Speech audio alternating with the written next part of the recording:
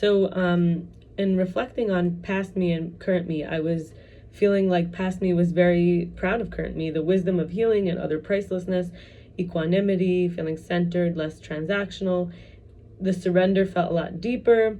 There was tolerance, generosity that was coming up that was more than I had before, more trusting, and less extremism, less addiction. Michael Max on Instagram, he says, the 4 directions we could learn from the Torah, from the oral Torah that was written down, interesting things. So Darom is the south, which is Dar Rom, the place where it dwells, like Dar Rom, it dwells on high. The brightness is, Darom is actually brightness, it's actually the sun, because this is the energy where it dwells on high, the sun, the south, and we know that south-facing houses get a lot of light. I get that south, that's my windows. So energy of determination, stamina, perseverance, action, affecting change in the world, and one who wishes to become wise should face south, Bava Batra 25b. The west, Ma'arav, the place of mixing. And this is when the sun sets in the west, we see the colors of the sky mixed together. It's the energy of integration, transformation, and healing, and presence. The divine feminine, the Shekhinah, in Zevachim 118b, it says the divine feminine, which is the Shekhinah, the dwelling, dwells in the west. It's about calming, soothing, reassuring, and healing. Then we have the north, which is Tzefon. This is the place of the hidden, the darkness. This is the energy of mystery, dreams, the end of a cycle. One who wishes to become wealthy should face north, as it says in Bava Batra 25b. And then we have east, which is Mizrach, also known as true north. Jewish people pray in that direction. This is the place that shines. It's the energy of renewal and rebirth. It's the direction of the rising sun. It's associated with youth and awakening and inspiration. I was in a recovery meeting, and considering how I was reflecting on past me and then present me, how much I'm willing to spend of other people, how much am I willing to spend of other people's when I have my own, as a way to be honest, and also the haste makes waste, not to live in a rushing way.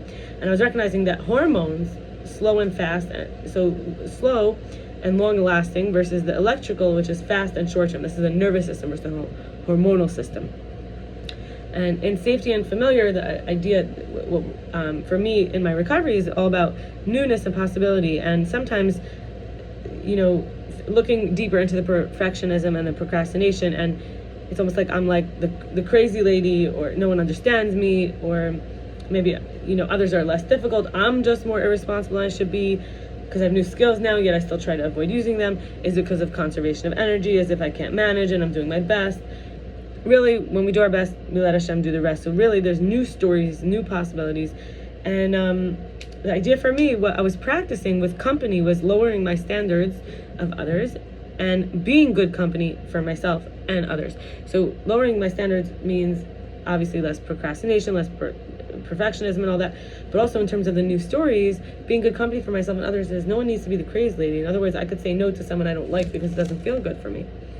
In the Tanya, chapter 42, it says, only in the future Messianic era does it say that there will be no more teachers and mentors to impart knowledge of God's greatness. Because if one is to know how to serve Him with their soul and their heart, they have to know how from directions, from guidance.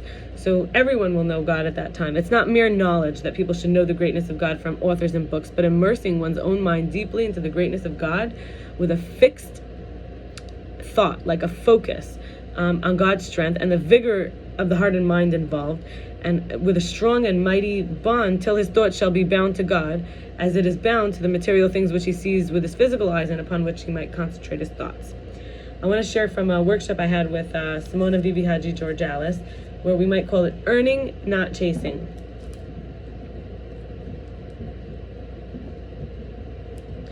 And that's like been my motto. Like earning is like making the time, putting in the work, versus chasing is like, I want it, and if I want it enough and I chase after it, I'll get it. It's a different way. No one can do my work for me. And actually the spaciousness that comes from stretching a little into the discomfort, or from actually like earning, the goal really might be to cause another to develop and be mature, but I don't feel that I was registering at times. So there's this sort of helpless tinge to the urge of wanting to help.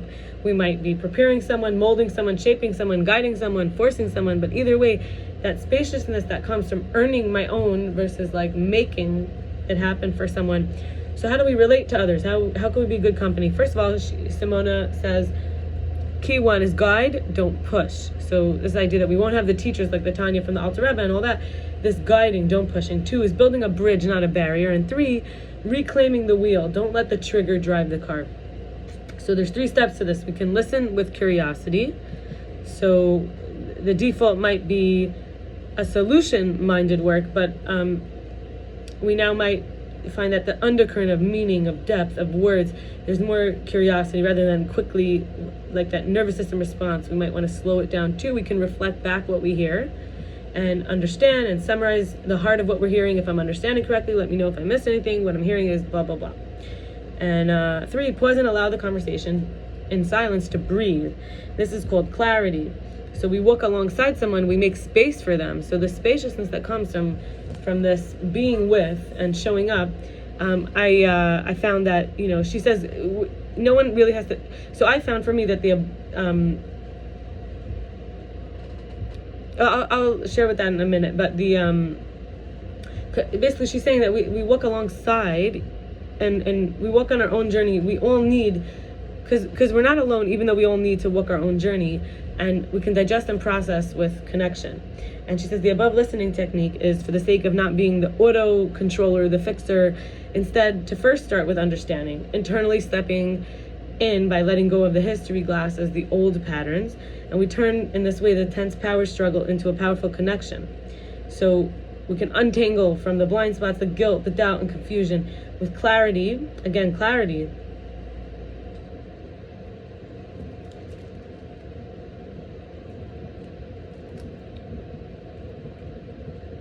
So you might say for really like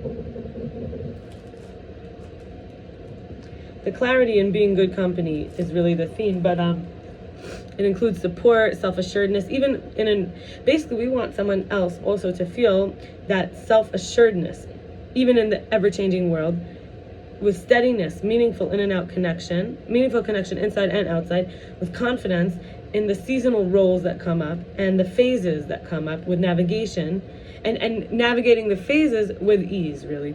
So she says it's good to learn what we feel like when we're triggered, because this good company feeling is, how do we know we're not going to be able to be in this sort of spacious, clear, supporting, self-assured, and infecting the other, not quite infecting, but guiding the other as a companion rather than as a fixer.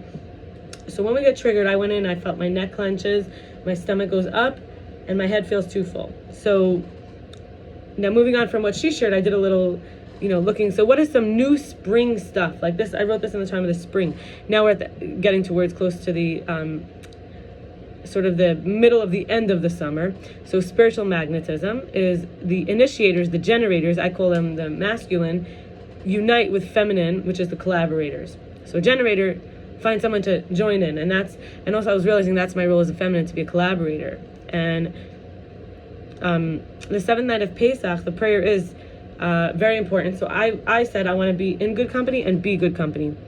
And I was thinking about Crown Heights, the place I live, the place I grew up, and I was feeling like, what's my own opinion? I think that people need to do nervous system work for there's like some spiritual unfinishedness into like the holy work that people are doing. I felt as a someone who grew up here, left, and now a returnee, I find refuge here, but there's the sense of the de-escalation, the feelings without acting out, the tolerance window, the titration, the mediating, the nonviolent communication, conflict resolution to prevent frustration at rage, because at the extreme it's rage, and at the extreme, rage in the world has resulted in murder and rape energy, which is when someone's just not able to control themselves, their feelings are controlling the person. So the main thing that I'm sharing here is that even though it might be that people are very advanced, there's just always room to not avoid, like to be too solution oriented means we're not actually learning the skills of showing up in these states rather than just like quickly fixing things. So quickly fixing is a spiritual unfinishment. It's like not polished. It's actually not able to show up in those moments. It cannot tolerate confusion. And if there would be rage, it would be too overwhelming for the system. And what happens, Yossi Zucker, a man from Crown Heights, he shared a story to me about Buria, this holy woman who told her husband, who was angry at the wicked neighbors who were doing harm to him and others in destruction.